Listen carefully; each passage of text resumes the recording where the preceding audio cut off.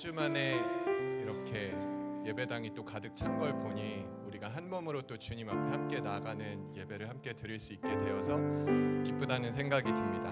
우리 이 시간에 깨어진 세상을 끌어안고 나와 우리의 몫을 감당하며 주님의 완전한 하나님 나라가 우리의 예배와 또 우리의 일상 가운데 임하기를 소망하는 마음으로 이 찬양 함께 불렀으면 좋겠습니다.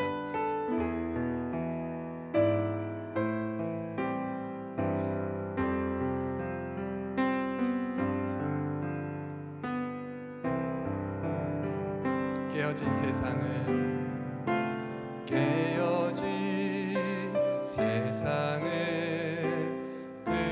끌어안고 나와 우리의 몫을 감당하며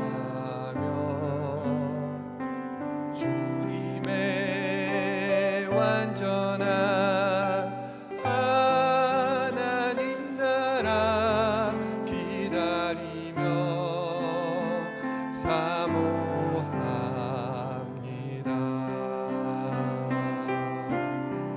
깨어진 세상 회복하시며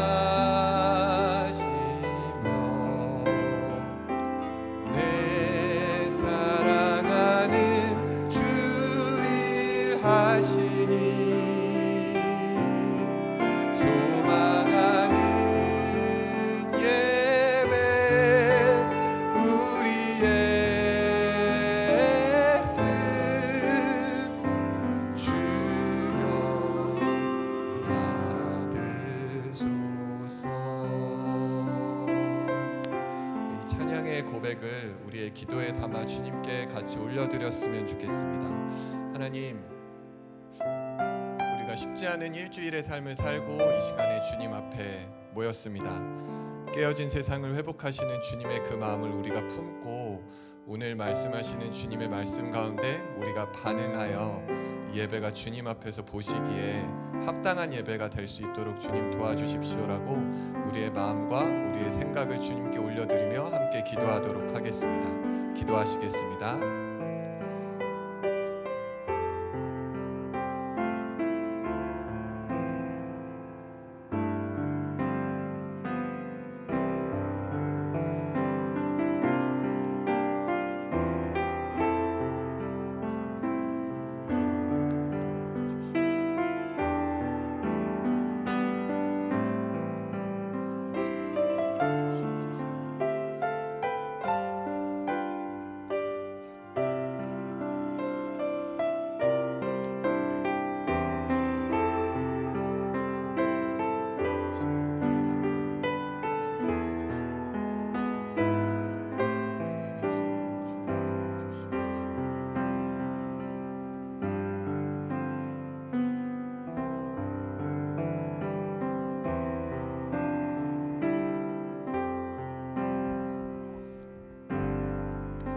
우리의 예배의 주인 되신 예수님의 이름으로 기도했습니다. 아멘.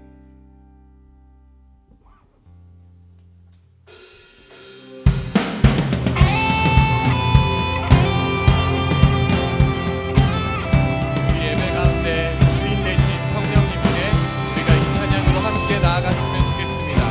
성령이여 내 영혼을 충만케 하소서. 함께 찬양하겠습니다. 성령이여 내 영혼을 충만케 하소서.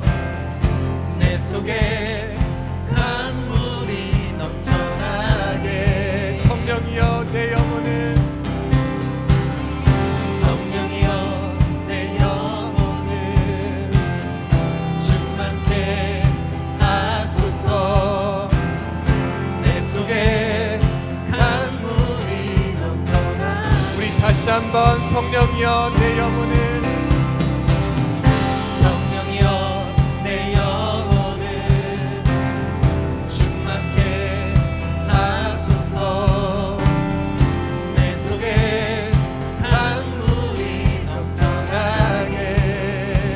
성령이여 내 영혼을 성령이여 내 영혼을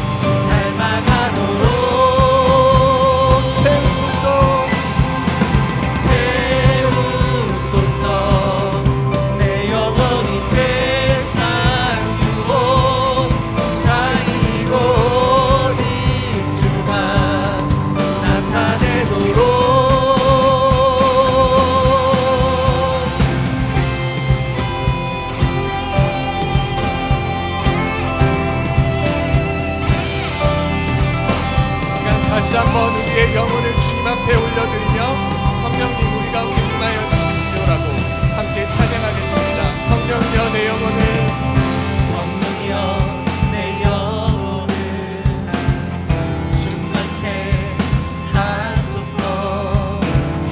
내 속에 강물이 넘쳐나게. 성령이여 내 영혼을 충만케 하소서. 내 속에 강물이 넘쳐나게. 오 성령 하나님 성령 하나님, 나 다시 새롭게. 오 성령 하나님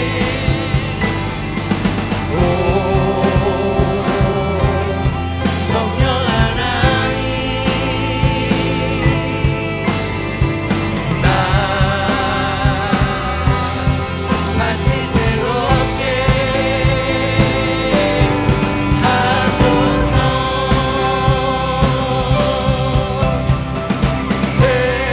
채우소서. 내 영혼이 세상으로 다 이기고 다시 주를 닮아가도록.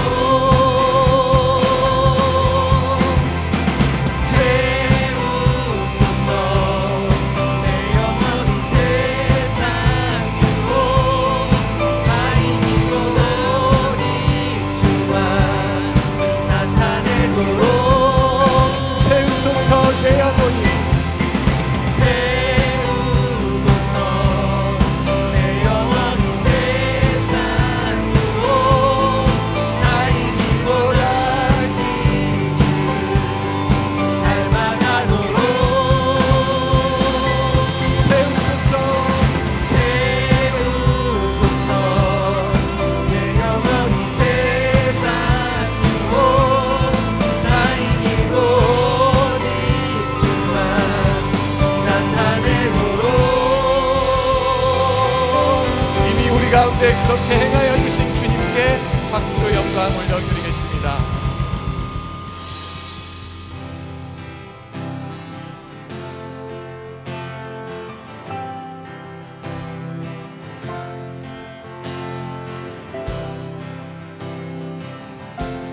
예수로 나의 구주 삼고 같이 함께 찬양하겠습니다. 예수로 나의 구주 삼고 성령과 피로써 거듭나니 이 세상에서 내 영혼이 하늘의 영광 누리도다.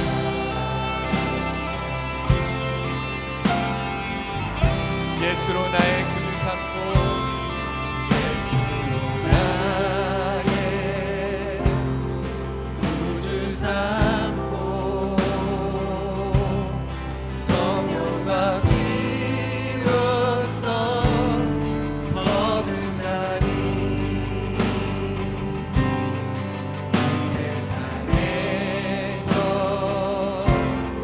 내 영혼이 하늘의 영광 누리도다. 이것이 나의 이것이 나의 간증이요. 이것이 나의 찬송일세. 나 사는 동안 끊임없이 주를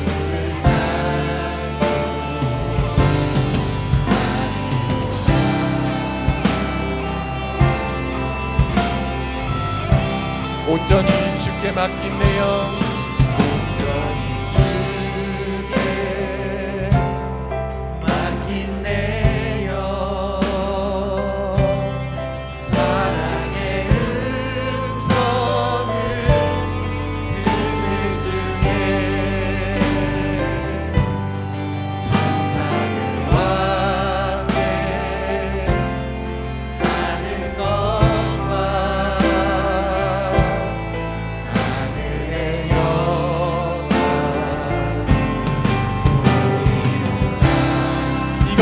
나의 간증이요 이것이 나의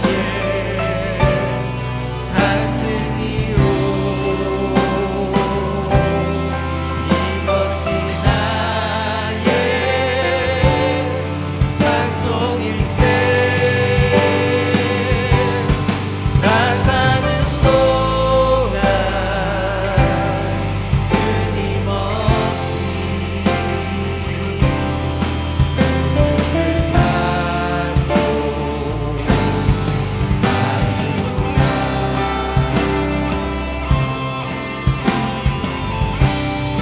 주 안에 기쁨 누림으로 주 안에 기쁨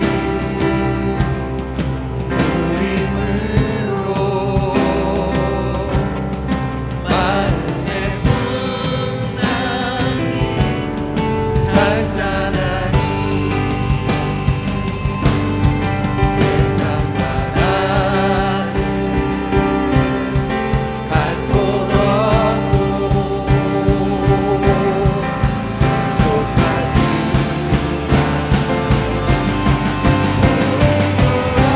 이것이 나의 간증이요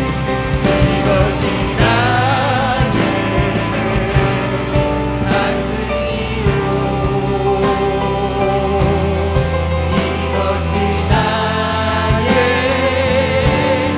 찬송일세 나 사는 동안 끊임없이 주를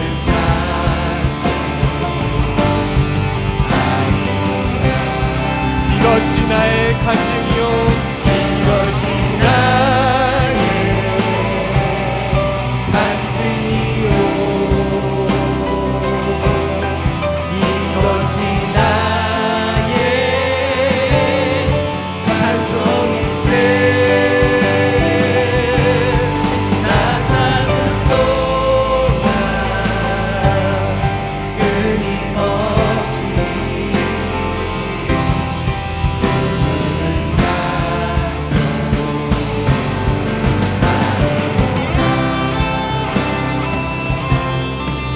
이것이 우리의 기도이자 우리의 간증이 되었으면 좋겠습니다. 하나님께 영광의 박수를 올려드리도록 하겠습니다.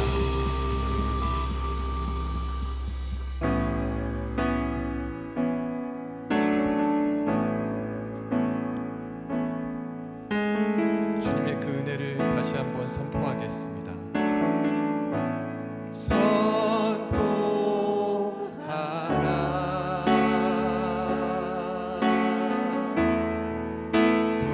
부활하신 영광의 주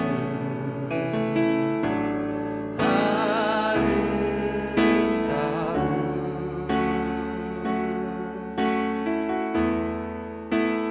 영광의 주를 보라 선포하라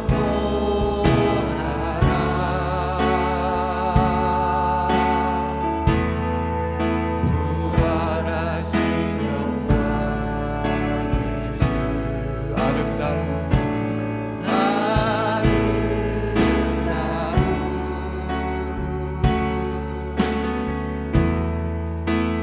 영광의 주를 보라 보좌에 앉으신 보좌에 앉으신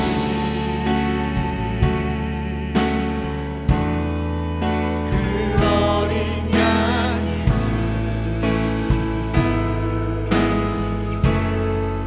다 무릎 꿇고서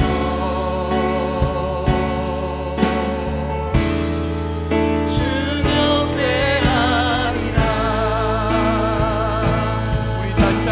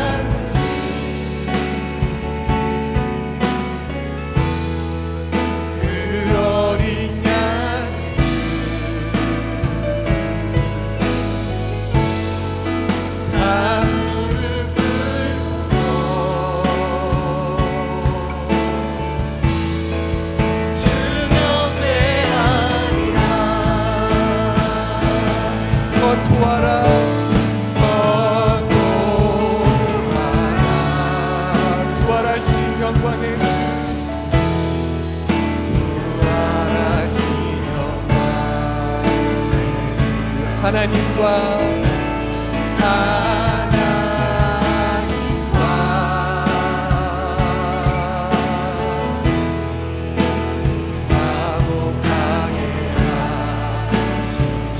찬송과 존귀와 영광과 능력을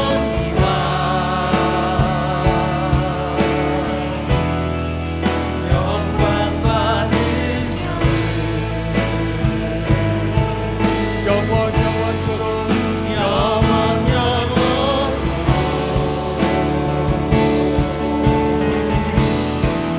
받아 주옵소서. 찬송과 존귀와 영광과 능력을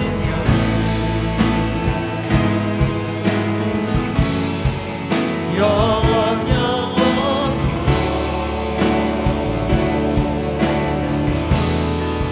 받아 주옵소서.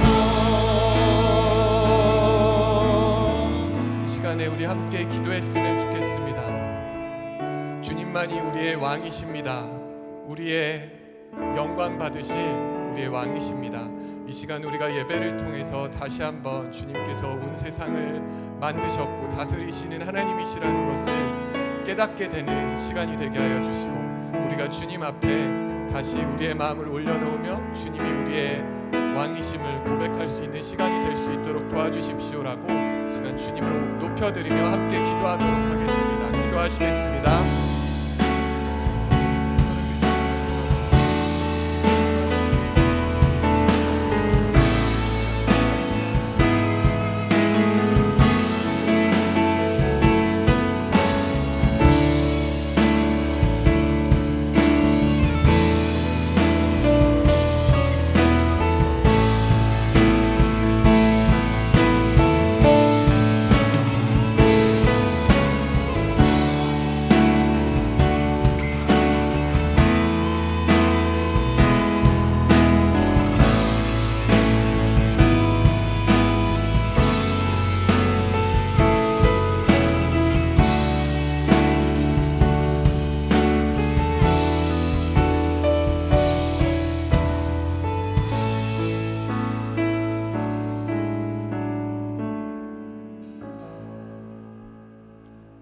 기도하시겠습니다.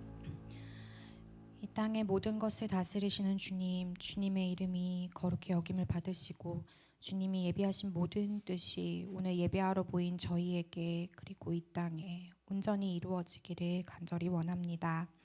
함께 예배할 수 있는 초소와 동역자들을 허락해 주심에 감사합니다. 매일매일 빠르게 변화되는 세상 속에서 보이는 것들, 들리는 소리에 위축되고 불안한 저희를 긍휼히 여겨주시고 오늘 예배에서 선포되는 찬양과 말씀 가운데 성령의 임재하심을 깊이 경험하길 원합니다. 우리가 누리는 복음의 능력을 나 자신과 각자의 가족에만 국한하지 않게 하시고 성령이 시키시는 대로 이웃의 고통을 살피고 공감하고 소통하기에 힘쓰는 교회가 되게 해주세요. 보내주신 지체들과 매주 가정교회에서 결해서 서로의 다름을 마주하고 이해하기에 노력하며 인내의 사랑을 배워갑니다. 서로를 있는 그대로 용납하고 세워주며 우리가 받은 복음을 삶으로 전수하는 공동체가 되게 하시고 저희에게 맡겨주신 다음 세대에게도 잘 전수할 수 있도록 힘을 더해주세요. 헌신하시는 다음 세대 교사분들에게도 지혜와 사랑의 능력을 더해주셔서 맡은 일들을 잘 감당해 가실 수 있게 도와주세요. 각 가정교회 목사님들과 운영위원회 목사님들 그리고 각 사역을 리드해 가시는 전문 사역자분들을 위해 기도합니다. 맡겨진 영혼들과 사역들을 잘 감당하실 수 있도록 지혜와 힘을 더해 주시고 모든 선한 일을 하는 데 필요한 모든 것을 주의 손길로 예비해 주세요. 곧 저희가 전가족 여름 수련회로 한자리에 모여 예배하고 교제하는 시간을 가집니다. 오순절 다락방에 모여 앉아 성령의 임재를 경험했던 제자들처럼 함께 모여 찬양하고 기도하는 그 시간을 사모하고 기대하게 해주세요. 그저 모였다가 흩어지는 것이 아니라 성령 충만한 교회됨을 함께 경험하고 삶으로 이어지는 변화가 있기를 기대합니다. 지난 주말까지 있었던 행원교회 워터파크 사역에 헌신한 많은 꿈교직체들을 축복합니다. 그 시간 참석한 모든 이들에게 보여진 환대와 사랑의 헌신이 그 시간 이후에도 그 땅에서 선한 영향으로 남게 해주세요. 충성교회의 군인 가족들과 풍삼 시리즈를 계획하는 가족들이 있습니다. 성령님의 인도하심을 따라 맡겨진 지체들과 풍성히 교제하게 하시고 말씀 안에서 지체들이 잘 세워지기를 원합니다. 더 많은 가족들의 헌신이 필요한데 소원함이 있는 가족들의 상황과 필요를 채워주시고 추후에는 충성교회 자체에서도 이 일들이 자체적으로 순환될 수 있기를 기대합니다. 차성원 한미선 선교사님께서 한국에 방문하셔서 어덜버덜 아스라엘 공동체 아이들이 그간 배워온 대로 일상을 살아가고 있습니다. 마이크로스쿨을 통해 배움의 기쁨을 지속적으로 누려갈 수 있게 도와주시고 두 분의 부재의 시간에도 흔들리지 않고 공동체 일원들이 서로를 잘 세워가는 시간이 되게 해주세요. 자본의 힘이 갈수록 크게 느껴져가는 세상에 살지만 저희의 본향이 하나님 나라임을 기억하며 저희 물질의 일부를 드립니다. 교회 곳곳에 필요한 곳에 지혜롭게 잘 쓰이게 해주시고 공동체 밖에 필요에도 민감하여 꼭 필요한 곳에 잘 흘려보낼 수 있기를 원합니다. 우리가 가진 모든 것이 주님께서 허락하신 것임을 잊지 않게 해주시고 이미 누리게 하신 모든 것에 감사하는 마음을 잃지 않고 더 어려운 이웃들을 늘 돌아볼 수 있게 해주세요. 사랑이 많으신 예수님의 이름으로 기도드렸습니다. 아멘.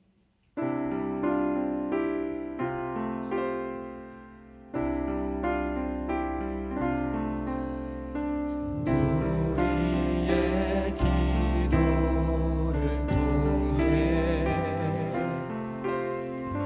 오 주여 일하소서 주의 뜻 이루소서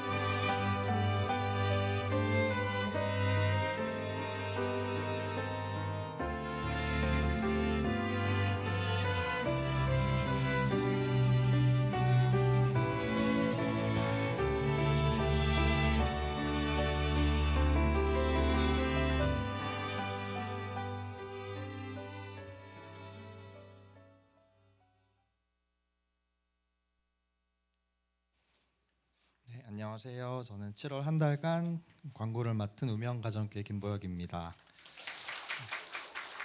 네, 7월 마지막 주 광고 시작하겠습니다. 나들목교회 처음 오신 여러분을 환영합니다. 예배 끝나고 예배당 뒤쪽에서 김경수 목사님을 만나서 전독자집 미다원에서 진실한 질문과 공동체에 대한 이야기들을 하실 수 있습니다. 꿈꾸는 가족 교회가 가족이 되고자 하는 분은 주보 QR 코드를 통해서 풍성한 삶으로의 초대 신청서를 작성해 주시면 연락드리겠습니다. 제주 행원교회에서 진행된 여름 선교를 하나님의 은혜 안에서 잘 마쳤습니다. 너무 여러분들이 고생하셨는데 박수 한번 저희 칠까요? 네. 너무 수고하셨고 고생하셨습니다. 하나님이 제일 기뻐하셨을 것 같습니다. 지금 숲 여름 수련회가 전주에서 진행되고 있고 어제는 저희 가교 모임에 아이들이 빠졌는데 되게 허전하더라고요. 근데 지금 1시 반에 저희 성남시청에 도착 예정이라고 합니다. 기도해 주시고 섬겨 주셔서 감사합니다. 계속되는 광고인데요. 우리를 도우소서 군 선교를 위한 입금이 모집을 계속하고 있습니다. 지금까지 12분이 신청해 주셨다고 하는데 섬긴 대상이 많으니 더 신청 부탁드리고 QR코드를 통해 신청해 주시기 바랍니다. 베네수엘라가 지진이 있었어요. 그래서 현재 사망자가 2,000명을 넘고 부상자가 10,000명이 넘었다고 합니다. 그래서 이 나들목교회 네트워크 교회들이 긴급 모금을 진행하기로 했습니다. 그 땅의 회복을 위해서 기도와 물질을 모아주시기 바랍니다. 여름 수련회 등록 광고입니다. 원래 이번 주까지 등록이었는데 한 주 연장해서 다음 주까지 신청 가능하십니다. 저도 어제 했는데요.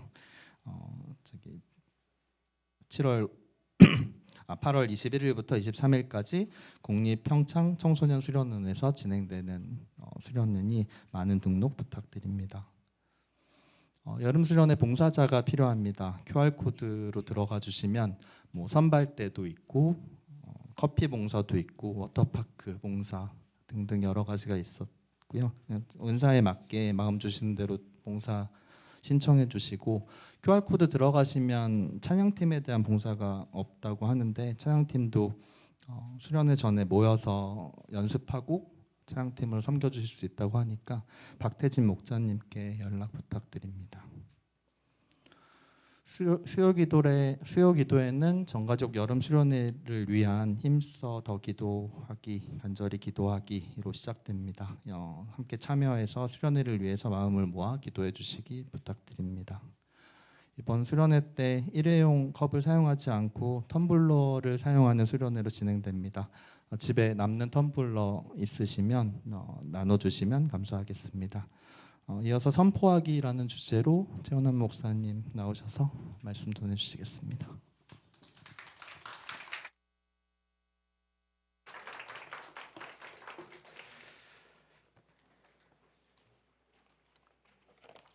네, 감사합니다. 우리 보육 형제님 8월까지 광고해 주셔도 좋을 것 같은데 또 바뀌어야 또 좋죠. 정가수 네 오늘 아침에 제가 보니까 성인 145명 저희 교회 성도의 약 정확히 60%가 신청을 하셨어요. 그래서 제 솔직한 마음은 이 145명 1차 등록 마감하신 분들만 정가수를 가는 게 저는 맞다고 생각하는 사람이고요. 그래야 은혜가 넘쳐요.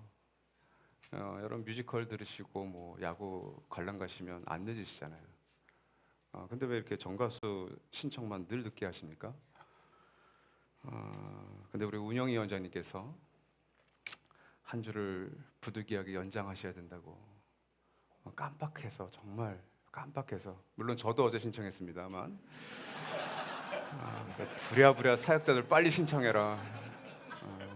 아내랑 가정교회 다 제가 다시 다 하고 그래서 그런 분들을 위해서도 그렇고 또 고민하시는 분들이 있잖아요. 그래서 1차 마감은 오늘로 하고 한 주 더 또 아마 목양적으로도 또 가셔 이렇게 목사님들 독려해야 될 분들이 있을 거예요. 그래서 그런 분들을 또 한 주 더 위해서 연장합니다. 그래서 고민해 보시고 같이 이 자리에 꼭 가시면 좋을 것 같습니다. 우리 여름 선교도 그렇지만 전 가족이잖아요. 부득이하게 함께하지 못하시는 정말 그분들은 부득이하실 거예요. 외에는 같이 가시면 좋겠습니다.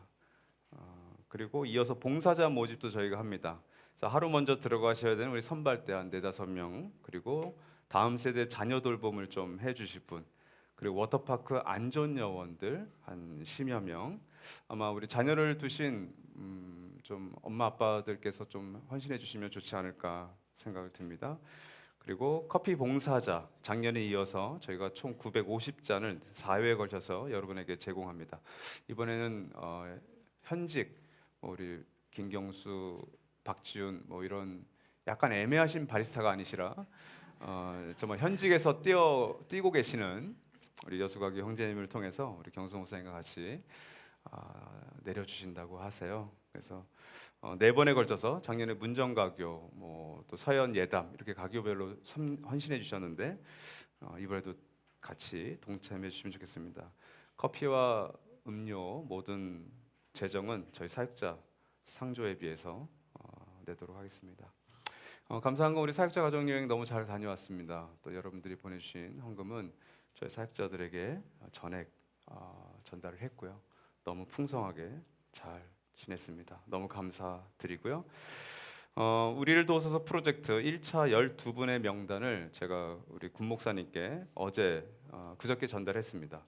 그래서 아마 이번 주 안에 한 분 한 분이 매칭이 되어서 아마 시작을 하게 될 것 같아요. 너무 감사하고 오늘 언약가정 예배 때 제가 다시 한번 또 광고해서 이 인원에 다 찰 수 있도록.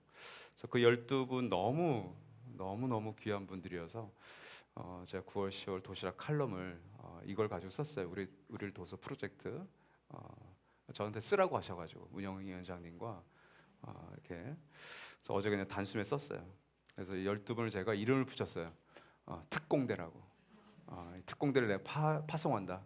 그래서 2차 특공대를 파송해야 되는데 우리 언약가족들께서 또 목자님들께서 많이 헌신해 주면 좋겠습니다. 그 12분이 다 한가하신 분들이 아니에요. 아마 절반은 목자님들이고 절반은 우리 언약가족들이신데 너무 감사합니다. 이 다음에 우리 군 목사님과 일종의 세레머니를 어떻게 해야 되나를 준비하고 있는데 그때 그 영광스러운 이름들을 제가 알려드리도록 하겠습니다. 여러분의 인생을 바꾼 한마디가 있다면 뭘까요? 아마 가정교회나 청년부 결혼 모임에서 삶을 말씀드릴게 1번 질문으로 제가 정했으니까 한번 나눠보십시오. 저는 20대 초반 제가 대학과 전공을 바꿀 뻔했던 때가 있었습니다. 근데 제가 너무 힘들어하고 할 때 저희 아버지는 군인이셨고 굉장히 엄격하신 분이셨어요. 그래서 아버지와의 추억은 어머니는 늘 좀 사소한 잔소리를 많이 하셨고 그러면서 돈독해졌고 아버지께서는 지금은 뭐 거의 술을 안 하시지만 그 당시 이제 군대에서 이렇게 회식이 잦아서 회식을 하고 오시면 꼭 삼남매를 부르셔요. 그래서 한 3-40분 설교를 이렇게 하신 다음에 꼭 설교가 끝나시면 이제 용돈을 주세요. 용돈을 주시고 이제 들어가라. 그리고 잔소리가 이제 쌓였을 때 아버지는 이제 한번 오셔가지고 대판 혼을 주시죠. 그래서 저랑 제 여동생 순우 목사는 초등학교 제가 5학년, 3학년 때 원산 폭격도 1시간씩 했던 경험이 있어요. 전 듣고 계신 아버님은 이제 기억이 없으실 수 있는데 1시간을 원산 폭격을 하고 나면 한 3-4일 지나면 이렇게 비듬이 생겨요. 누구 비듬이 더 큰가 막 삼남매가 막 이렇게 재보기도 하고. 근데 그 20대 가장 힘들었을 때 저희 아버지께서 아들, 아빠 너를 믿어. 30년의 시간이 지났음에도 불구하고 그 아버지의 한마디는 아빠가 엄격하신 분만은 아니구나. 아빠 사랑 많으시네. 이게 이제 저한테 남아 있는 거죠. 근데 이제 최근에 제 남동생하고도 이렇게 얘기를 하고 그때 이렇게 얘기를 하니까 이게 아버지에게 약간 방법이셨던 것 같아요. 제 남동생도 아빠는 너를 믿는다. 남동생은 이제 공식적인 약간 사고뭉치기도 했고, 근데 그 기억에 남는 거예요. 아버지에 대한. 뭐 어머니에 대한 마음은 다를 것도 없고 또 어떤 말이 나에게 힘이 됐을까를 봤더니 13년을 사역하시고 저에게 이제 교회를 2대 담임 목사로 추천하시고 또 동의해 주시고 이제 시카고 떠나셨던 그 목사님께서 어느 날 제가 지금 이제 페이스북을 하지 않는데 그 페이스북 글에 이런 댓글을 달아 주셨었어요. 최 목사님, 저보다 나은 자랑스러운 후임자. 목사님 늘 저의 자랑입니다. 그분의 그 고백, 저와는 비교할 수 없을 정도로 성숙하시고 정말 뛰어나신 그 목사님께서 저를 인정해 주시는 굉장히 주관적이고 개인적이시지만 그 한마디가 저에겐 너무 큰 힘이 되었던 거죠. 아마 여러분에게도 여러분의 삶을 바꾸고 또 삶에 어떤 지대한 영향을 주신 그 한글 혹은 한 문장이 아마 있을 것 같아요. 없다면 그것을 누군가에게 할 수 있는 존재가 되었으면 좋겠다는 생각을 합니다. 저는 그게 교회라고 생각이 들어요. 오늘 저는 여러분과 베드로의 두 가지 종류의 주제를 가지고 다루었던 설교를 살펴보려고 합니다. 그래서 설교를 하는 사람의 입장, 말씀을 전하는 자의 입장, 그렇죠? 저만 설교하는 게 아니라 여러분 다 설교하시잖아요. 잔소리로 설교를 하든 어떤 꾸중으로 설교를 하든 우리가 다 설교를 하거든요. 또 전도를 하든 그리고 그것을 듣는 입장에서 말씀을 듣는 입장에서의 자세와 태도를 오늘 살펴보려고 하는데요. 부활 이후에 40일간의 가르침 그리고 7일간의 열심 있는 기도 그리고 마침내 오순절 사건 성령 충만한 사건을 경험했던 이 베드로 특히 달라진 점은 그가 구약을 보는 눈이 달라졌다는 거예요. 그리고 말씀을 새롭게 해석하기 시작합니다. 우리도 그렇죠. 아마 성경을 좀 읽으신 분들은 어떤 사건, 어떤 경험을 통해서 말씀을 내가 듣는 시편을 읽는 혹은 사도행전을 읽는 마태복음을 읽고 요한복음을 대하는 눈이 좀 달라지는 것을 경험한 적이 있으실 겁니다. 베드로가 그랬어요. 예수님 당시에는 이해하지 못했던 말씀, 뭐 대표적으로 내가 예루살렘 올라가서 대제사장과 레인들에 내가 죽을 것이다. 잡혀서 죽을 것이다. 그 사건 이해 못했습니다. 부활에 대한 것도 이해하지 못했죠. 그리고 베드로는 자신의 주업이었던 고기를 잡으러 다시 어부로 회귀해 버리잖아요. 그런 것들을 내가 오해했었다라는 걸 깨닫기 시작한 거죠. 사도행전에는 제자들의 설교가 몇몇 종종 등장합니다. 그리고 오늘 그 첫 번째로 방금 전에 일어났던 그 오순절 사건을 베드로는 말씀으로 해석해서 설교라고 하는 형식으로 전해주기 시작합니다. 14절과 21절은 바로 이 오순절 사건에 대한 해석이자 설교인데요. 우리 같이 한번 좀 읽어볼까요? 시작. 베드로가 11사도와 함께 일어나서 목소리를 높여서 그들에게 엄숙하게 말하였다. 유대 사람들과 모든 예루살렘 주민 여러분, 이것을 아시기 바랍니다. 내 말에 귀를 기울이십시오. 지금은 아침 9시입니다. 그러니 이 사람들은 여러분이 생각하듯이 술에 취한 것이 아닙니다. 이 일은 하나님께서 예언자 요엘을 시켜서 말씀하신 대로 된 것입니다. 하나님께서 말씀하신다. 마지막 날에 나는 내 영을 모든 사람에게 부어주겠다. 너희의 아들들과 너희의 딸들은 예언을 하고 너희의 젊은이들은 환상을 보고 너희의 늙은이들은 꿈을 꿀 것이다. 그러나 주님의 이름을 부르는 사람은 구원을 얻을 것이다. 베드로의 설교가 두 편이 크게 등장하는데 아쉬운 것은 뭐 지면에 한계도 있었겠지만 베드로의 설교는 설교 본문과 그리고 인용한 구절과 그리고 결론만 남아 있어요. 사도행전 7장의 스데반의 설교는 매우 깁니다. 그리고 바울이 했던 설교도 매우 깁니다. 저는 베드로가 좀 무식했기 때문에 그랬을 거라 생각돼요. 남는 게 별로 없었던 거예요.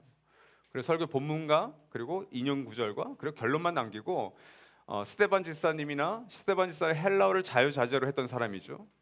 베드로는 헬라어를 못했어요. 그리고 사도 바울도 굉장히 학식이 높은 사람이었죠. 그들의 설교는 의사 누가가 많이 남겼던 겁니다. 아쉽지만 이 짧은 그래도 남아있는 설교를 통해서 알 수 있는 건 베드로가 말씀을 전하고 대하는 자세와 태도예요. 14절에 목소리를 높여서 그들에게 엄숙하게 말하였다. 여러분 언제 목소리를 높이세요? 진짜일 때. 그렇죠? 우리 거짓말하는 아이들 있죠? 뭔가 잘못해서 이렇게 왔는데 아이가 바득바득 몫을 높이면서 눈동자를 크게 뜨고 얘기하면 그게 뭐 같아요? 진심 같죠. 얘는 아니구나. 둘째 일로 와. 눈 봐. 막 눈동자 흔들려. 그러면 너구나. 그 자세와 태도예요. 여러분 어떤 사건과 경험을 이건 내가 진짜 경험한 거야 라고 했을 때는 목소리가 높아져요. 목소리를 크게 낸다는 의미가 아니에요. 목소리가 확신이 있어지고 그리고 담대해지는 겁니다. 두 번째는 더 확실하죠. 엄숙하게. 엄숙한 텐다는 진중하다, 진지하다, 그죠? 내가 경험하지 않았던 한 사건과 사고를 이야기하는데 정말 진중하게, 진지하게 얘기를 한다. 진짜 네가 경험한 일이겠구나. 너 정말 너 당황스럽겠다. 너 놀라웠겠다. 이렇게 우리가 받아들이는 거죠. 내가 보지 않았는데, 내가 그 현장에 없었는데 그걸 믿어요, 그죠? 바로 이것이 목소리를 높였다 그리고 엄숙하다라고 하는 뜻입니다. 어떤 태도와 자세는 누군가의 진심과 그 진심이 다가오는 그 원인이 되는 사고를 객관적으로 진짜 내가 나조차도 받아들이게 하는 힘이 있는 겁니다. 또한 사도 베드로는 혼자 이 말씀을 전하지 않았습니다. 오늘 저는 설교를 혼자 하잖아요. 그래서 옛날 우리 강대상은 어떻습니까? 정말 앉아있기에 불편한 거죠. 재판석에 있을 만한 의자들 높은 거 그죠? 그 보좌에 있을 거, 그 천국 그죠? 그게 딱 있잖아요. 장로님들 앉아 있고, 기도자들 앉아 있고, 목사님 잠깐 앉아 있고 그죠? 그게 어떤 의미일까요? 같이 앉아 있는 거예요. 같이. 바로 이것이 여기에 있습니다. 베드로가 11 사도와 함께 일어나서 목소리를 높이고 엄숙하게 말하고 있는 거예요. 그러니까 베드로는 혼자 얘기한 게 아니에요. 이 11 사도는 어떤 사람입니까? 함께 예수님의 십자가의 죽음을 경험했고 함께 부활을 경험했고 함께 40일 동안 가르침을 받았고 함께 성령 충만을 마가의 다락방에서 함께 받았던 사람들이에요. 그러니까 베드로가 전하는 설교는 베드로 혼자 전하는 것이 아니라 베드로의 공동체가 함께 전하고 있는 겁니다.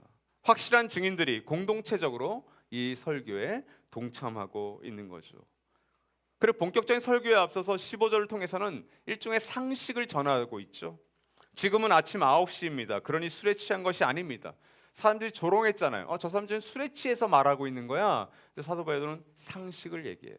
저는 설교에서 이 상식이 매우 중요하다고 생각합니다. 설교라는 건 말씀을 전한다라는 것은 복음을 전한다라는 것은 그냥 내 주관적인 경험과 어떤 그 확신을 전하는 게 아니라 내 말을 전하는 게 아니죠. 하나님의 말씀을 전하는 거죠. 그러니까 때론 유머스러워야 됨도 있죠. 근데 설교를 다 들었는데 그 유머만 남아. 그건 문제가 있는 겁니다. 엄청난 확신, 예수께서 살아나셨고 제자들이 그리고 초대교회 증거하고 있는 걸 전하는데 희말이 없이 전한다. 그럴 수 없는 거예요. 내가 그 부활을 안 믿는 거예요. 그것이 바로 이 의미가 담겨져 있는 거죠. 그래서 오늘 설교 본문은 요엘서입니다. 뭐라고 되어 있어요? 이 일은 하나님께서 예언자 요엘을 시켜서 말씀하신 대로 된 것, 이루어진 것, 성취된 것이라는 거죠. 그래서 요엘서 2장 28절에서 32절 5개의 구절을 인용합니다. 그 인용 구절이 교회 생활 오래 하신 분들은 마지막 날에라고 한 찬양에 나와 있죠. 자녀들은 꿈을 꿀 것이요 환상을 보고 아이들은 예언할 것이다. 이 노래의 가사가 바로 요엘서의 말씀입니다. 그러니까 베드로는 이 오순절 사건이 구약 성경의 예언의 성취라고 지금 이야기하고 있는 거예요. 해석하고 있는 거죠. 베드로의 이 첫 번째 설교는 앞서 말씀드렸듯이 설교 본문 말씀만 남아 있고 내용은 생략되고 나중에 결론만 남아 있어요. 그렇다면 우리는 해석해야죠. 이 요엘서의 핵심이 뭡니까? 성령 충만하게 되면 모든 세대들, 노인들과 장년들과 청년들과 청소년들과 우리 아이들이 그리고 그 다음 구절은 종들까지도 예언과 환상과 꿈을 꾼다. 이런 성령의 충만한 개인과 공동체, 특별히 교회라고 할 수도 있겠죠. 돈과 명예와 힘과 권력과 인기를 쫓지 않습니다. 쫓고 싶죠 우리는. 근데 성령의 충만함을 경험할수록 그것을 부인하고 아니지, 저건 세상 사람들이 구하는 거지. 다른 꿈을 꾸기 시작하는 거예요. 뭐 하나님 나라의 꿈, 하나님 나라의 다스림과 질서로 나의 삶의 영역과 이 사회 속에서 그것이 드러나는 꿈, 그런 꿈을 꾸게 되어 있습니다. 그것이 요엘서가 이야기하는 꿈이에요. 성령 충만함을 받은 120명의 성도들, 그 초대교회가 바로 그 꿈을 꾸기 시작한 겁니다. 그래서 복음이 들어갔던 곳곳마다 2000년 세계사 역사 속에서 영국 사회에서 또 미국 사회에서 아프리카를 비롯한 그런 세계 속에서 복음을 받아들인 사람들이 놀라운 일들을 일으킨 거죠. 140년 전 우리 대한민국도 마찬가지겠죠. 그 구한말 시대 암울한 시기에 그 복음을 들고 왔던 그 선교사들을 통해서 한국이 꿈틀대고 새로운 꿈을 꾸기 시작했던 겁니다. 제가 이 말씀을 준비하다가 나는 왜 그럼 목사가 됐지? 세상에 여러 직업이 있었는데 난 왜 목사가 됐을까? 물론 저희 어머니는 서원을 하셨어요. 3명의 아이 중에 한 명은 목사가 돼서 그때 당시 유행이었어요. 그래서 저희 어머니 분명히 우리 권사님들 모임에서 자랑했을 겁니다. 우리 집은 장남을 드리기로 했다. 번제로 드린 거죠. 저는 목회자라고 하는 어떤 직업과 그 삶이 멋있어 보였던 사람이에요. 중학교 때, 고등학교 때. 근데 왜 난 근본적으로 목사가 되기를 원했을까? 그리고 나는 어떤 목회자로 살고 싶었던 걸까? 이번에 말씀을 준비하다가 좀 죽을 때까지 잊혀지지 않은 한 이미지가 그래서 떠올랐어요. 저는 청소년기에 은평구 끝자락에 있는 국방대학원이라는 곳에서 저는 살았습니다. 제가 초등학교를 5번 옮기고 중학교를 3번째 옮길 때였어요. 중학교 2학년이. 첫날 이사했을 때 저희 아버지가 저희 3남매랑 그 고모의 아이들이 같이 왔는데 저 5명 아이들에게 어떤 게임이 아니죠? 파리 한 마리씩 잡으면 10원을 주겠다고 하셨어요. 그만큼 파리가 많았던 거예요. 그래서 정말 그 5 아이들이 그 파리 잡겠다고. 저희가 살던 그 국방대원 아파트 근처에는 바로 앞에 인공산이 하나 있었습니다. 거대한 인공산이에요. 저희 부모님 거기 올라가지 말라고 그랬어요. 근데 저는 거기에 자주 올라갔습니다. 그리고 거기서 살아가는 사람들 또 그 산 아래 거주민들을 자주 찾아갔었어요. 그곳에 목욕탕도 갔었습니다. 그곳의 이름은 난초와 향기로운 풀이 자라나는 아름다운 땅이라는 뜻의 난지도였어요. 70, 90년대 서울시의 쓰레기 최대 매립지였습니다. 그곳에 올라가고 나면 굉장히 높은 산이에요. 수십 대의 녹색 쓰레기 차들이 돌아다니고 그 틈바구니 속에서 수백 명의 사람들이 쓰레기를 뒤지면서 살아가고 있었던 겁니다. 저희 교회에는 그 판자촌에 살던 사람도 있었어요. 제 친구기도 했습니다. 저는 목사의 꿈을 꾼 데에는 그 난지도에서의 경험이 매우 컸었어요. 도움이 되고 싶었던 거예요. 여러분, 성령 충만이라는 것은 초대교회가 이 하나님 나라의 꿈을 꾸기 시작한 사건이에요. 나들목 꿈꾸는 교회가 공모해서 우리 꿈꾸는 교회 이름을 붙였던 거예요. 처음에 나들목도 붙이지 않았어요. 그냥 꿈꾸는 교회였어요. 뭘 꿈꿨을까요? 하나님 나라의 다스림과 질서가 우리 개인과 나들목 꿈꾸는 교회 방문하는 사람들, 그리고 나들목 꿈꾸는 교회가 위치한 이 지역 사람들, 가정교회가 있는 곳곳의 지역에서 하나님 나라의 다스림과 질서로 회복되는 역사가 있었으면 좋겠다. 우리도 회복되지만 그들도 회복됐으면 좋겠다. 그게 이 요엘서의 꿈이었던 거예요. 두 번째, 베드로는 22절과 36절에서 복음에 대한 설교를 합니다. 복음으로 직접 들어가요. 오순절 설교를 다룬 베드로는 복음의 정수, 복음의 핵심을 다룹니다. 사도행전 2장 22절 36절인데 꽤 길어요. 나중에 여러분 집에서 꼭 읽어보십시오. 이스라엘 동포 여러분, 이 말을 들으십시오. 여러분이 아시는 바와 같이 나사렛 예수는 하나님께서 기적과 놀라운 일과 표징으로 여러분에게 증명해 보이신 분입니다. 하나님께서는 그를 통하여 여러분 가운데서 이 모든 일을 행하셨습니다. 이 예수께서 버림을 받으신 것은 하나님이 정하신 계획을 따라 미리 알고 계신 대로 된 일이지만 여러분은 그를 무법자들의 손을 빌어서 십자가에 못 박아 죽였습니다. 그러나 하나님께서는 그를 죽음의 고통에서 풀어서 살리셨습니다. 다윗이 그를 가리켜 말하기를 그러므로 이스라엘 온 집안을 확실히 알아두십시오. 하나님께서는 여러분이 십자가에 못 박은 이 예수를 주님과 그리스도가 되게 하셨습니다. 36절이 결론이거든요. 길게 성경 구절을 또 인용해서 이번에 다윗의 시편을 이용해서 성경을 설교를 진행합니다. 먼저 22절을 보시면 나사렛 예수로 시작하죠. 예수에 대해서, 복음에 대해서 얘기하면서 근데 이 나사렛 예수는 의역이에요. 원문엔 예수가 빠져 있습니다. 번역자들이 존중하려고 나사렛 예수라고 붙인 거예요. 원래는 나사렛 사람이죠. 그래서 22절 통해서 23절, 22절은 성육신하신 하나님, 어떻게 하나님이 인간이 될 수 있는가, 그 성육신의 사건을 다루고요. 23절에서는 십자가 사건과 함께 예수를 알아보지 못하고 죽인 너희들의 어리석음, 즉 청중들의 어리석음을 꼬집고 있는 거예요. 너희가 예수를 죽인 사람들이야 라고 일종의 표적 설교를 하고 있는 거죠. 그리고 24절은 부활 사건을 전하고 있습니다. 이어서 구약에서 이 부활 사건을 예언하는 시편을 인용해서 본문 25절 28절은 시편 16편 8절에서 11절을 인용한 거고요. 그래서 29절과 30절은 이거 약간 해석을 해줘요. 그리고 31절은 시편 110편 1절을 또 인용합니다. 그리고 32절은 우리는 이 모든 일의 증인이다라고 얘기해요. 뭐예요? 앞서 11사도와 함께 목소리를 높여서 엄숙하게 말하고 있는 걸 상기시키고 있는 거죠. 무슨 말입니까? 베드로가 이 구약 성경을 인용하면서 설명했던 예수의 성육신과 죽음과 부활과 승천과 이 오순절 성령 강림 사건이 사람들이 들었을 때 뭐예요? 거짓말하는 사람 같지는 않은데, 뭔가 나한테 와닿는데, 이렇게 받아들이게끔 매우 설득력 있는 믿을 만한 말씀이었다라는 걸 보여주는 겁니다. 그리고 마침내 36절에서 꽝 하고 설교의 결론을 이렇게 내리는 거예요. 그러므로 이스라엘 온 집안은 확실히 알아두십시오. 앞서 22절에서도 이스라엘 동포 여러분, 이 말을 들으십시오. 여러분이 아시는 바 같이 이 사람들 교회에 대해서도 알았고 하나님에 대해서도 알았고 예수의 죽음과 부활도 알고 있었던 사람들이에요. 소식을 들었거든요. 그러면서 36절에서 그러므로 여러분은 확실히 알아두십시오. 청중을 향한 멋진 도전 아닙니까? 담대한 권면인 거죠. 복음의 핵심을 전하면서 결단을 촉구합니다. 이렇게 촉구하는 거죠. 하나님께서 여러분이 십자가에 못 박은 이 예수를 주님과 큐리오스죠. 로마 제국의 황제의 여러 직함 중에 호칭 중에 하나가 큐리오스입니다. 주님, 로마는 내 것이야 이거죠. 근데 그 나사렛 예수가, 나사렛 사람이 큐리오스야, 주님이야.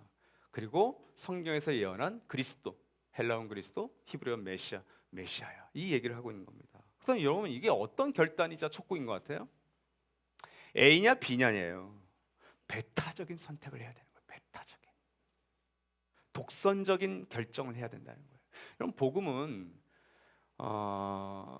누구나 받을 수 있고 굉장히 사랑이 많은 것 같죠? 은혜죠. 그러나 이 복음에는 독선적이고 굉장히 배타적인 선택과 결정을 하게끔 되어 있습니다. 술에 물 탄 듯 물에 술 탄 듯 할 수 없는 부부 지점이 있는 거예요. 이것을 포스트 모던 이후의 시대를 살아가는, 다원주의 전 시대를 살아가는 우리에게는 매우 생소한 겁니다. 내가 생각하는 것, 내 철학이 내 개똥 철학에 불과한데도 그것이 진리가 되는 세상이거든요. 근데 기독교의 진리는 매우 독선적이고 배타적인 것을 포함하고 있어요. 예수 외에는 구원이 없다라고 얘기하고 있는 겁니다. 우리가 알고 있는 복음, 우리가 듣고 있는 복음이 바로 우리를 그렇게 벼랑으로, 절벽으로 몰고 있다라는 것도 우리가 기억해야 되겠죠. 자, 이렇게 설교를 끝내놨습니다.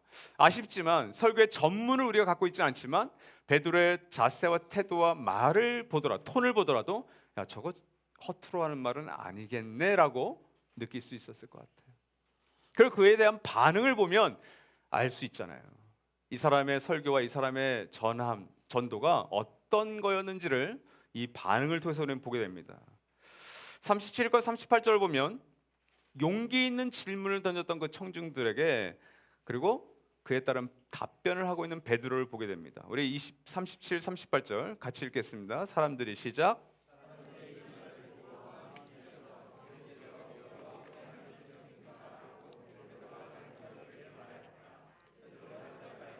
회개하십시오. 그리고 여러분 각 사람은 예수 그리스도의 이름으로 세를 받고 죄의 용서를 받으십시오. 그리하면 성령을 선물로 받을 것입니다.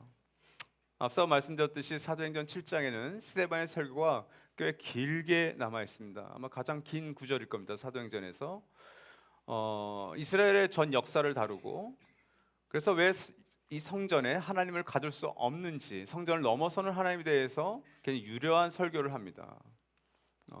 꽤 많이 배운 사람이어서 그래요. 또 이후에 사도 바울도 여러 설교들을 많이 하죠. 이 스데반의 설교는 2장 베드로의 설교만큼이나 뛰어났던 좋은 설교였습니다. 베드로의 설교는 본문과 결론만 남아 있잖아요. 그런데 스데반의 설교는 전문에 가까운 내용이 그 흐름을 다 알 수 있을 정도로 남아 있습니다. 그러나 사람들은 귀를 막고, 사도행전 7장 57절 말씀인데요, 스데반을 죽였습니다. 반면 베드로의 설교를 들었던 청중들은 너희가 예수를 죽였다라고 하는 그 표적 설교를 들었음에도 불구하고 이 말을 듣고 마음이 찔렸어. 우리가 어찌할꼬. 옛날 개역 성경은 그렇게 돼 있죠. 새 번역은 우리가 어떻게 하면 좋겠습니까? 라고 하는 반응을 보입니다. 마음이 찔렸다라고 하는 이 표현은 우리가 뭐 예배를 드리고 뭐 이렇게 담임 목사님들과 또 설교자들과 우리가 뭐 강사님들과 이렇게 악수를 하면서 목사님, 강사님 오늘 설교 은혜 많이 받았습니다. 오늘 찬양 은혜 많이, 그 정도의 달고 다른 의례적인 인사가 아니죠. 마음이 찔렸다라는 건 어떤 날카로운 도구로 내 마음의 살을 베어버렸다는 뜻이에요. 여러분, 살이 베이면 얼마나 아픕니까, 그죠? 그 어떤 고통, 참척의 고통이라고 그러죠. 우리가 자녀를 먼저 떠나보낸 그 부모의 마음, 참척의 고통, 그런 고통을 이야기하는 거예요. 십자가의 예수를 우리가 죽였다고 하는 그 살인자의 죄책감에 가깝습니다, 그죠? 내가 그런 죄책감이 있을 때 얼마나 고통스러워요. 누구에게 얘기를 못해도 아프잖아요. 바로 그것이 마음이 찔려서입니다. 그리고 그 마음이 찔린 사람들이 우리가 어떻게 하면 좋을까요? 라고 하는 것에 대해서 베드로는 그 복음에 대한, 진리에 대한 반응을 4가지로 설명합니다. 첫 번째로 회개해라. 따라합시다. 회개해라. 역사와 우주와 내 인생의 주인의 자리를 내가 아닌 하나님께 돌려드리는 것, 지금도 유효하죠. 세계관과 가치관의 대전환과 대역전입니다. C.S. 루이스는 이것이 너무 어려운 일이라고 그랬어요. 수만 년, 수십만 년 동안 내 인간의 DNA 속에 남아있는 그 고집불통. 그래서 강철, 뭐라죠? 쇠로 만든 하나의 병정이라고 그랬죠. 그래서 주인이 와서 이 병정, 깡통 병정의 살을 인간의 살답게 부드럽게 만들어주는데 깡통 입장에서는 싫은 거예요. 나는 이렇게 단단한 게 좋아요. 못이 찔려도 끄떡없는 게 좋아요. 이게 살은 이상해요. 만지면 아프고 베이면 쓰라려요. 근데 하나님은 이 깡통 인형을 전체로 부드러운 살을 지닌, 마음을 지닌 사람으로 바꾸고 싶은 거, 그게 구원이란, 그게 회개라고 얘기했어요. 저와 여러분은 회개하기 싫어해요.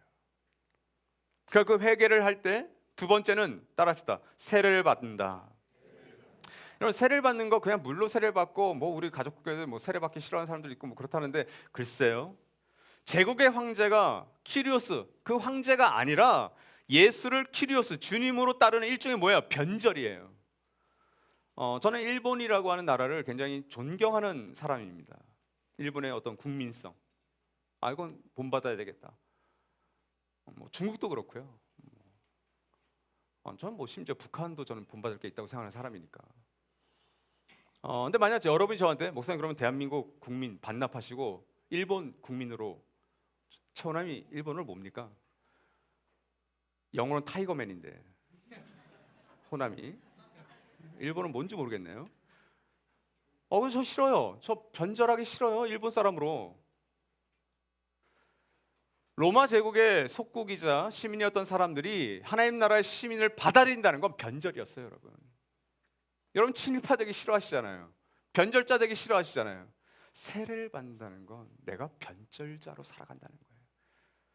그래서 AD 314년 기독교를 로마의 국교로 공인했던 콘스탄티누스 대제는 죽을 때까지 세례를 받지 않았습니다. 나는 로마 제국의 황제지, 나는 하나님 나라의 저 열등한 사람들과 함께 시민 아니야. 아마 그런 마음이었겠죠. 그래서 죽을 때까지 세례를 받지 않았어요. 내가 딸깍하고 죽기 전에 세례를 빨리 베풀어줘. 그래 내가 천국 가니까. 이렇게 생각했던 사람이었어요. 세 번째는 죄 용서, 죄 씻음이었습니다. 인간이 지은 모든 죄에 대한 피해자로 자처하신 분이 한 분 계신데, 그분이 누구예요? 예수님이에요. 복음서를 읽어보세요. 예수님께서 생뚱맞게 다 자기가 죄를 용서해줘요. 무례한 거죠. 진짜 가해자가 용서를 해야 되는데 왜 예수님이 그걸 용서하냐고요. 이럴 때만 성립되는 거예요. 우리가 인간이 짓는 마음속으로 행하는 모든 죄는 하나님의 법을 어기는, 인간 본성의 법칙을 파괴하는, 그래서 하나님께 죄를 짓는 것이구나. 그럴 때만 예수님이 공생애 동안 하셨던 죄 용서가 효력을 발휘하는 거예요. 그래서 우리가 지금도 예수님께 용서를 구하는 기도를 하고 있는 이유가 여기에 있는 거죠. 죄 씻음. 그럼 마지막에는 그 성령을 선물로 줄 것이다. 사랑하는, 나의 인생의 유한함과 한계와 내가 어쩔 수 없는, 내가 풀 수 없는 세상의 수많은 풀리지 않는 문제들, 그것들, 내 주변 사람들이 진지하고 엄숙하게 믿고 있는 어떤 신념과 종교에 대해서 진정 용기 있는 질문을 할 수 있는 사람들, 그런 사람들 우리는 찬는이라고 부르는 거예요. 아무나 찬는이가 아니에요, 여러분. 고통스러운 어떤 문제 앞에서 신음하고 있는, 아파하고 있는 어떤 사람, 그러면서 인생의 유한함을 깨닫고 절대자를 찾고 싶은 사람, 내 인생에 뭔가 문제가 있는 것 같아. 돈이 있고 영예가 있고 명예가 있고 인기가 있는데 박수를 받는데 공허해. 그런데 난 뭔가를 찾고 싶어. 그들을 우리가 찬인이라고 부르는 거죠. 저는 이런 분들이 그런 용기 있는 질문과 궁금증을 그래도 얘기할 수 있는 관계를 우리가 맺기를 바라요. 이번 우리를 도우소서 프로젝트에 12명의 입금이가 이제 매칭이 되어서 섬기시게 될 겁니다. 제가 특공대를 불렀다고 그랬죠. 이 12분만 가시는 게 아니에요. 이 12분 다 바쁘신 분들이에요. 제가 명단 다 봤어요. 아마 우리 군 목사님께서 최선을 다해서 매칭을 해서 연결해 줄 겁니다. 그 45명, 제가 그 명단 여러분께 안 알려드려서 여러분이 아직 지원을 안 하신 것 같은데, 거기 그분들의 상황들이 다 이렇게 살짝 써 있었어요. 이 친구는 어떤 친구인지, 이 친구는 미국에서 와서 어떤 고민을 하고 있는지, 이 친구는 어떤 사람인지, 이 사람은 어떤 가족인지, 그것을 잘 매칭을 아마 해줄 겁니다. 그 12분께 제가 권면드립니다. 여러분 혼자 복음을 전하는 거 아니실 거예요. 저를 비롯한 우리 리더들과 여기 계신 우리 하늘 가족들이 여러분과 함께 공동체적으로 그 프로젝트에 함께하고 있다는 걸 잊지 마세요. 그래서 힘내주셔서 감사하고, 아마 그 일에 오늘 언약가정 예배 때 말씀드리겠지만 하나님의 신비한 역사가 있으실 거예요. 용기 있는 질문과 그에 따르는 용기 있는 답변을 할 수 있었던 공동체가 바로 이 초대 교회였던 겁니다. 나도 꿈꾸는 교회가 정말 그러길 바라요. 여기 계시는 한 분 한 분이 각자의 그 아픔과 어떤 상황과 사연을 갖고 살아가시잖아요. 그것을 가정교회 안에서, 청년부 안에서, 연합교회 안에서, 사역팀 안에서 누군가에게 용기 있게 얘기한다는 것, 그거 너무 어려운 일입니다. 내가 안전하다고 느낄 때면 그렇게 할 수 있어요. 내 문제를 누군가의 도움을 받고 싶을 때 그 사람을 신뢰하니까 전화하고, 신뢰하니까 만나는 거겠죠. 가정교회라고 하는 작은 공동체가 그런 공동체가 되어야 되지 않을까요? 두 번째 39절과 41절에서는 선물로서 이 구원의 세 가지 특징을 소개하고 있어요. 우리 39절, 40절, 41절 같이 읽죠. 시작. 이 약속은 여러분과 여러분의 자녀와 또 멀리 떨어져 있는 모든 사람, 곧 우리 주 하나님께서 부르시는 모든 사람에게 주신 것입니다.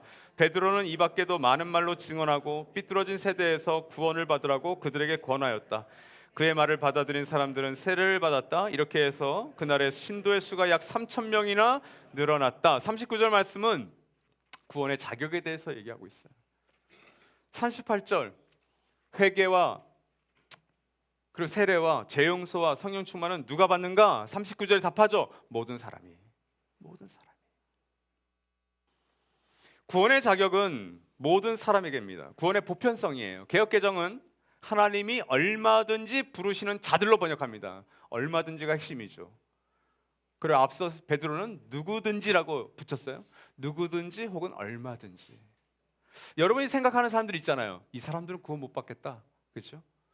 죽어도 이 사람들은 구원받을 수 없다. 그런 특정 인종, 민족, 종교 그런 사람들이 있지 않습니까? 그러나 사도행전은 어떤 책이에요? 하나님 나라의 복음이, 십자가의 복음이 경계를 넘어서 세계 전역으로 확장되어감을 보여주는 책이잖아요. 예상할 수 없는 사람들이 구원을 받고 예상할 수 없는 사람들이 나와 함께 천국 혹은 하나님 나라에 들어간다는 것을, 참여한다는 것을 얘기하고 있는 거예요. 그래서 C.S. 루이스는 자신의 책 나니아 연대기에서는 그 마지막 장면에서 이방인, 거기서는 이슬람을 좀 상징하는 거였죠. 같이 싸워요, 적군끼리. 그런데 같은 나니아에 그 적군이 들어와 있는 거예요. 놀라요, 나니아 시민들이. 아니 어떻게 저 사람들이 공격하고 있는 저 사람이 우리 이 나니아에 들어오냐고. 그때 아슬란이 예수님이잖아요. 그 사자가 엄숙하게 목소리를 높여서 얘기합니다. 순전한 기독교라고 한 책에서는 2차 세계대전 당시 영국군 크리스찬과 독일군 크리스찬이 서로 총을 쏴서 죽였어요. 그 일 후에 어떤 일이 일어날 것인가를 묻습니다. 어떻게 됐을까요? 루이스 교수는 이렇게 얘기했습니다. 둘이 하나님 나라에 와서 얼싸안고 등을 두드려 줄 거라고. 우리 기준과 잣대로 판단하는 것은 저와 여러분이 우리가 하나님의 자리에 앉아 있는 거예요. 구원의 보편성, 구원의 자격은 얼마든지 누구든지 하나님이 부르시는 모든 사람이에요. 두 번째로 40절은 구원의 영역에 대해서 얘기합니다. 40절 보시면 비뚤어진 세대에서 구원을 받아라. 그러니까 예수님의 세상 이해가 뭐예요? 예수님은 멀쩡히 공생의 기간 동안 살아있던 사람들을 죽은 사람들이라고 평가했죠. 죽은 자는 죽은 자들이 장사 지내게 해라. 저는 살아있는 사람이라고 하지만 그들은 영적으로는 조회, 그 생명이 없는 사람들이야 라고 얘기했던 분이세요. 비슷한 겁니다. 개역개정은 패역한 세대라고 번역했어요. 왜곡되고 어그러진 뜻입니다.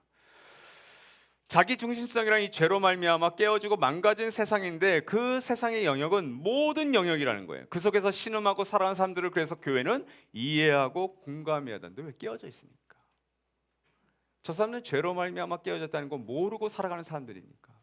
우리는 알면서 죄 짓는 사람들이고 그래도 희망이 있는 사람들이고 그래서 그 사람들의 술 마심, 그들의 고통, 그들의 중독, 그들의 깨어짐을 이해하고 공감해야 된다는 거죠. 왜? 삶의 기초가 조금만 깨어지고 흔들려도 와장창창 무너지는 사람들이니까. 구원은 그 깨어진 영역의 회복 사건이라고 얘기하는 겁니다. 개인적으로, 사회적으로, 경제적으로, 정치적으로, 문화적으로 모든 삶의 영역에서 업사이드 다운이죠. 전복 사건이 바로 이 구원의 영역과 관련된 겁니다. 그럼 여러분, 우리가 어떤 영역에서는 크리스찬적으로 살고 어떤 영역에서는 전혀 크리스찬적인 삶으로 살지 않는다. 그럼 그 삶을 되돌아봐야 되는 거죠. 세상 사람들과 내가 똑같은 선택과 결정을 하면서 나는 그래도 예배드리니까, 나는 그래도 가정교회, 나는 연합교회 속해 있으니까 라는 것은 하나님 앞에서는 핑계와 변명이 되지 않는다는 걸 얘기하는 거예요. 마지막 세 번째는 41절에 나와 있는 그의 말을 받아들인 사람들이 3,000명이 교회에 더해졌다 이렇게 돼 있죠. 어떻게 3,000명이 교회에 더해졌습니까? 그 방법은 그의 말을 받아들인 사람들이에요. 그래서 교회는 그의 말씀, 진리를 받아들인 사람입니다. 받아들였다는 건 기쁘게 인정했다는 뜻이에요. 기쁘게 인정했다는 것. 근데 여러분, 십자가의 복음, 하나님 나라의 복음이 기쁘게 인정할 만할 것이냐고요? 아니요. 나를 죄인이라고 규정해요. 이 세상 나는 재밌는데, 난 이 세상 성공하고 싶은데, 근데 그 세상에서의 그 모든 것들이 깨어져 있다라고 이미 판단을 내렸는데 그걸 내가 기쁘게 인정해요? 도무지 일어날 수 없는 일이에요. 그런 성령의 충만함을 통해서만 일어날 수 있는 받아들임이에요. 인정함이에요. 이 3,000명은 그것을 기쁘게 받아들인 사람들이라는 거죠. 초대교회는 그 말씀과 진리를 믿고 반응했던, 즉 회심 공동체였던 거예요. 회심 공동체. 그리스도 안에서 새로운 가족 공동체가 탄생한 겁니다. 복음을 전수하고 그 전수받은 복음을 믿음으로 반응하는 것, 그것은 성령의 도우심이 없이는 일어날 수가 없는 거예요. 저는 나도 꿈꾸는 공동체가 이 하나님의 말씀을 목소리를 높여서 11 사도와 함께, 우리 공동체와 함께 엄숙하게 전하는 공동체가 되길 바라요. 가정교회는 먹고 마시고 노는 공동체가 아닙니다, 여러분. 가정교회 공동체는 바로 이 복음을 전수하는 공동체인 거예요. 연합교회도 마찬가지입니다. 사역팀도 마찬가지예요. 우리 12명의 입금이 가운데 가장 먼저 신청하셨던 분이 감사하게도 그래서 제가 좀 쪽팔리지 않았는데 우리 이석주 목사님이었어요. 우리 여기 사모님 계시는데 오늘 맛있는 것 좀 해주시면. 근데 신청서에다 또 이름을 잘못 썼어요. 이분이 지난번에도 우리 나무 아이들 이렇게 표식표 거기다 자기 이름을 써가지고 딴 애들은 다 자기 이름인데, 그래서 그걸 그냥 엑셀로 보냈으니까 이석주를 우리 시준이가 받은 거죠. 그걸 아주 간사하게 시준아 이거는 너가 아빠의 아들이란 표시야. 말도 안 되는 거짓말을 해가지고. 근데 이번에 또 자기 이름을 이석두라고 해놔가지고 그래서 석주 야이 돌대가리 누구냐? 삭자 가정 여행 가서 도대체 야 석주야. 저희 만장굴을 갔었거든요. 그 시원한 그래서 만장굴에서 그 석주가 많잖아요. 석주 막 얘기하는데 야, 이 석두는 근데 뭐 이름을 좀 잘못 쓰면 어떻습니까? 첫 번째 입금이신데 그래서 CCC 출신이시잖아요. 그래서 어떤 친구와 매칭이 될지 모르지만 그 복음에 대한 구령의 열정을 우리 석주 목사님께 주신 거예요. 너무 감사해요. 아마 그분을 밑으로 11분이 아마 그런 마음으로 신청하신 것 같아요. 그냥 그게 교회라고요. 저는 오늘 이 말씀을 준비하고 정리하면서 결론을 바로 이 문장으로 정했어요. 우리가 어떤 말씀을 듣고 말씀을 읽고 또 가정교회 안에서 뭔가를 분별해서 전 말씀에 근거해서 성경에 근거해서 우리가 어떤 얘기를 할 때 냉소적인 평가자가 아닌 진지한 반응자로 살아갈 때만 교회는 교회다운 일을 할 수가 있습니다. 마음이 찔린 사람은 설교를 평가하는 것이 아닌 반응자로 살아갑니다. 마음이 찔렸다라는 것은 회개로 이어지고 세례로 이어지고 재시즌과 성령 충만을 선물로 받는 겁니다. 저는 오늘 말씀을 듣고 예배를 드린 우리의 반응이 이러기를 바라요. 물론 저도 설교를 평가하고 말씀을 평가하고 설교자를 평가했던 적 수없이 많습니다. 우리 그러기 쉬워요. 주님, 제가 어떻게 하면 좋겠습니까? 주님, 우리가 어찌할꼬?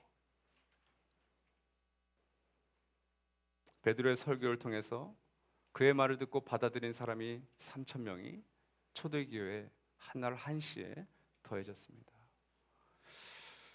오늘 우리의 예배와 이 설교와 또 여러분이 읽고 듣는 하나님의 그 말씀과 진리를 통해서 또 사항과 목사님들, 언약가족들, 하는 가족들, 또 배우자를 통해서 자녀들을 통해서 심지어 전해지는 그 하나님의 인도하심이 그 말씀이 평가자로서가 아니라 반응자로서 그 말씀에 응답하는 저와 여러분 되시기를 주님의 이름으로 소망합니다. 이 시간 1분간 잠시 침묵하도록 하겠습니다.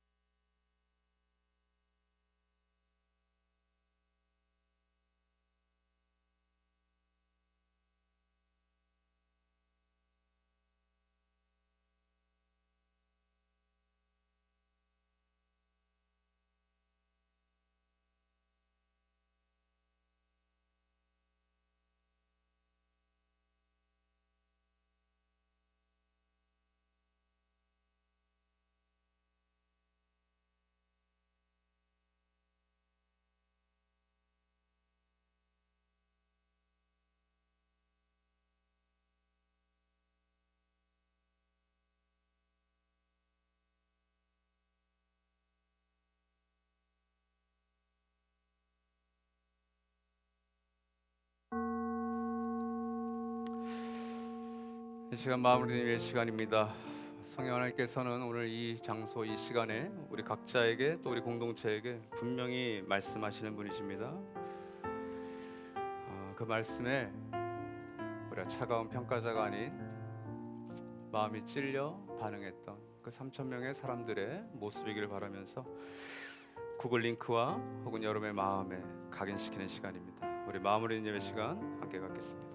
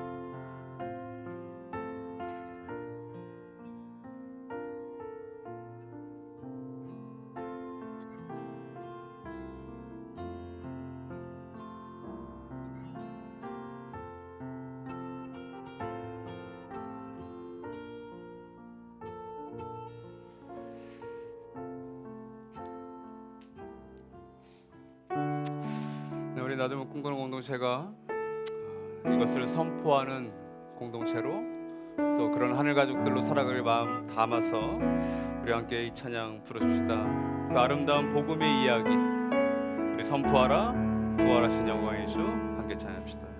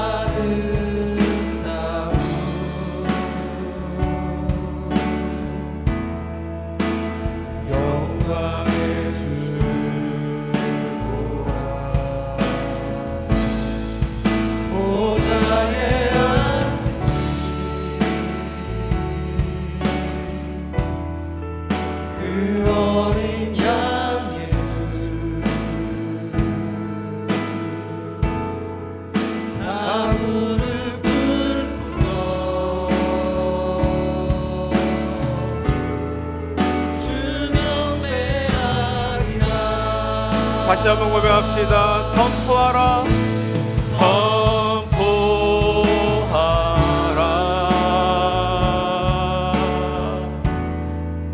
부활하신 영광의 주 아름다운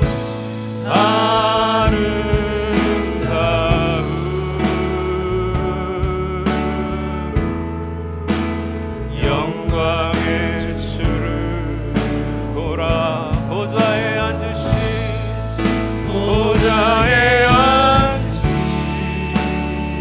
그 어린 양 예수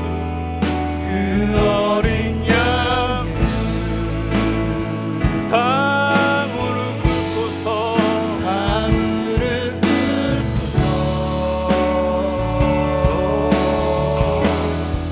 주 경배하리라. 선포하라.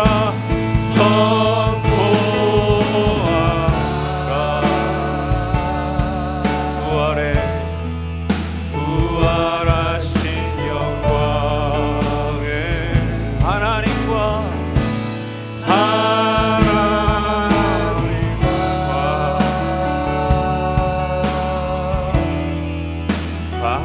화목하게 하신 찬송과 존귀와 영광과 능력은 영원토록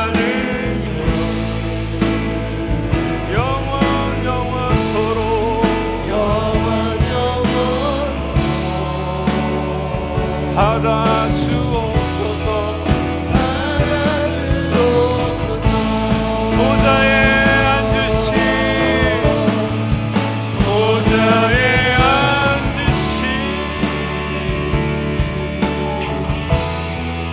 그 어린 양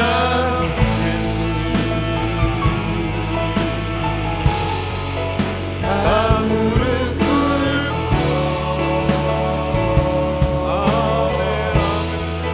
주 경배하리라. 찬송과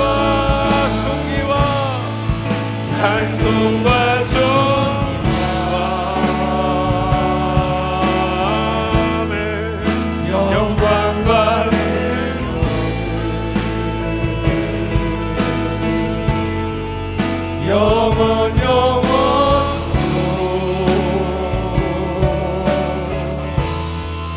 받아 주옵소서.